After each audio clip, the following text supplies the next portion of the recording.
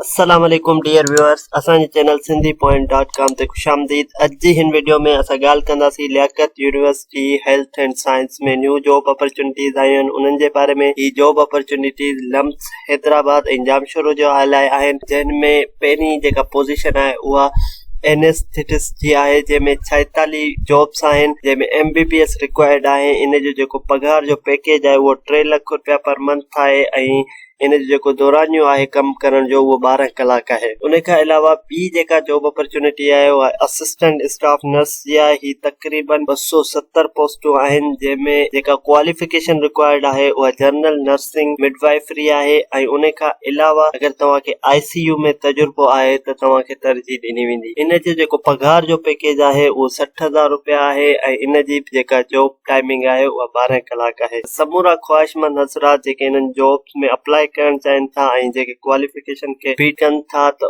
उहे अप्लाई कंदा। पंहिंजा जेके डॉक्यूमेंट्स आहिनि, CV आहे, उहा हिन में जेका एड्रेस ॾिनल आहे मेडिकल सुपरिटेंडेंट लियाकत यूनिवर्सिटी इस्पताल जामशोरो ॾे मोकिलींदा। रजिस्टर्ड कुरियर सर्विस जे थ्रू, जंहिंमें पोस्ट आहे TCS आहे, उन जे थ्रू तव्हां मोकिले सघो था। ऐं मोकिलण जे लाइ जेका आख़िरी तारीख़ रखी वई आहे 5 अक्टूबर 2022 रखी वई आहे। तव्हांखे इंटरव्यू जे लाइ तव्हांजे फोन नंबर जे ज़रिए आगाह कयो वेंदो। इन करे तव्हां पंहिंजी CV में पंहिंजो फोन नंबर लाज़मी ॾींदा त जीअं इंटरव्यू जे टाइम हू तव्हां सां राब्तो करे सघनि। उमेद था कयूं त तव्हांखे इंफॉर्मेशन मिली वई हूंदी। Liaquat university of medical and health and science में जेके न्यू जॉब अपॉर्चुनिटीज़ आयूं आहिनि उन्हनि में अप्लाई कीअं कजे।